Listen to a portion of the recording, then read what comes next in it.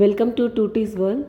இன்றைக்கி நம்ம சேனலில் ஒரு சூப்பரான கேரளா ஸ்டைல் பருப்பு பாயாசம் தான் எப்படி செய்கிறதுன்னு பார்க்க போகிறோம். வாங்க பார்க்கலாம். நான் ஒரு அரை மூடி தேங்காவை இங்கே ரொம்ப குட்டி குட்டியாக பல்லாக நறுக்கி வச்சுருக்கேன். இதை இப்போ நல்லா எண்ணெயில் போட்டு நெய்யில் போட்டு ரோஸ்ட் பண்ணிக்கலாம். எதுக்காக ரோஸ்ட் பண்ணுறோன்னு பார்த்திங்கன்னா, இந்த பருப்பு பாயாசம் சாப்பிடும்போது இந்த தேங்காயோட பைட்ஸ் பார்த்திங்கன்னா உங்களுக்கு அவ்வளோ சூப்பராக இருக்கும். உங்களுக்கு தேவைக்கு தகுந்த மாதிரி நீங்கள் ஆட் பண்ணிக்கலாம். அரை மூடி ஆட் பண்ணுங்கிறது இல்லை, எங்களுக்கு எல்லாேருக்கும் ரொம்ப பிடிக்குங்கிறதுனால நான் நிறைய ஆட் பண்ணியிருக்கேன். நீங்கள் வேணும்னா ஒரு கைப்பிடி 2 கைப்பிடி அந்த மாதிரி எவ்வளோ பிடிக்குமோ அவ்வளோ ஆட் பண்ணிக்கோங்க.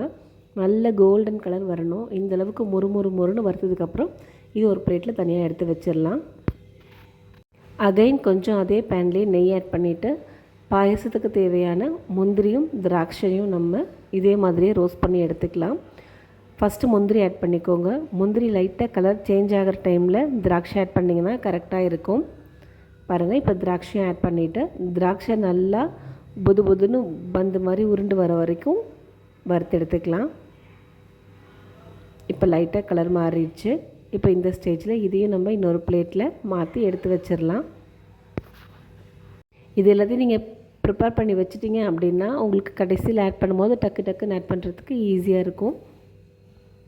நான் இன்னொரு பாத்திரத்தில் பாசிப்பருப்பை நிறம் மாறாத அளவுக்கு லைட்டாக வறுத்துட்டு தண்ணி ஊற்றி வேக வச்சுருக்கேன். பாசிப்பருப்பு நல்லா குலைவாக வெந்து வரட்டும்.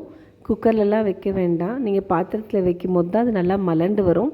மலண்டு வரும்போது சாப்பிட்றதுக்கும் நல்லாயிருக்கும். சம்டைம்ஸ் நம்ம குக்கரில் வைக்கும் போது ஒரு மாதிரி கோந்து மாதிரி ஜவ்வுன்னு இருக்கும். பாத்திரத்துலேயே வச்சுருங்க. நல்லா கொதித்து நல்லா வெந்து அதுலேயே மலண்டு ஒரு மாதிரி கலண்டுற ஸ்டேஜ் வரும். அது வரைக்கும் நீங்கள் நல்லா குக் பண்ணிக்கோங்க. நம்ம இதை கடைய வேண்டியதே இல்லை. அது குக் ஆகிறதுலே பார்த்திங்க அப்படின்னா எல்லாமே நல்லா உதிர்ந்துடும். இந்தளவுக்கு குக் ஆனதுக்கு அப்புறமா நான் இதில் 1 டம்ளர் அளவுக்கு தேங்காய் பால் ஆட் பண்ணியிருக்கேன். உங்கள்கிட்ட தேங்காய் பால் இல்லை அப்படின்னா நீங்கள் நார்மல் காய்ச்சின பால் கூட ஆட் பண்ணிக்கலாம். பட் தேங்காய் பால் தான் இதுக்கு வந்துட்டு ஒரு எக்ஸ்ட்ராடினரி டேஸ்ட் கொடுக்கும். ஆட் பண்ணிவிட்டு இப்போ அதையும் நல்லா கலந்து விட்டுருங்க. இப்போ இதிலே நான் இடித்த ஏலக்காய் ஆட் பண்ணிக்கிறேன் நல்ல வாசத்துக்காக. பருப்பு வெந்ததுக்கப்புறம் பார்த்தீங்க அப்படின்னா எனக்கு தண்ணி கரெக்டாக இருந்ததுனால நான் டைரெக்டாக தேங்காய் பால் ஆட் பண்ணிட்டேன்.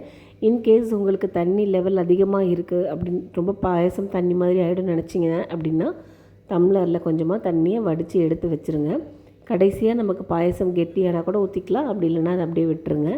இப்போ நான் வந்துட்டு இதில் இடித்து வச்ச வெல்லம் ஆட் பண்ணிக்கிறேன். உங்கள்கிட்ட இருக்கிற வெல்லம் மண் வெல்லமாக இருந்தது அப்படின்னா லைட்டாக வாட்டர் விட்டு ஆட் பண்ணி லூஸ் பண்ணி ஃபில்டர் பண்ணி எடுத்துக்கோங்க. எங்கிட்ட இருக்கிறது பியூர் வெல்லங்கிறதுனால நான் அப்படி டைரெக்டாக ஆட் பண்ணிக்கிட்டேன். இப்போ எல்லாமே சேர்ந்து நல்லா கொதிப்பட்டு வரட்டும். கூடவே இப்போ நம்ம வறுத்து வச்சுருந்த முந்திரி திராட்சை தேங்காய் எல்லாத்தையுமே 1 by 1 ஆட் பண்ணிடலாம். எல்லாமே ஆட் பண்ணிவிட்டு நல்ல ஒரு கொதி வந்ததுக்கப்புறமா டைரெக்டாக இறக்கிட வேண்டியதான். நம்மளோட சூப்பரான பருப்பு பாயசம் ரெடி ஆகிடும். ரொம்ப சிம்பிளான மெத்தட் தான், ஈஸியாக செஞ்சிடலாம். யார் வேணாலும் செஞ்சிடலாம். இதுக்கு பதமோ எதுவுமே தேவை கிடையாது. ஸ்வீட்னஸ் உங்கள் ஸ்வீட்டை பொறுத்தது. இதுக்கு அளவு சொல்லணும் அப்படின்னா கூட சில பேர் நல்லா இனிப்பாக சாப்பிடுவாங்க, சில பேர் லைட்டாக சாப்பிடுவாங்க. ஸோ பார்த்துட்டு வேணும்னா கூட நீங்கள் ஆட் பண்ணிக்கலாம், ஒரு பிரச்சனையும் கிடையாது. முந்திரி திராட்சை எல்லாமே உங்கள் அளவு தான்.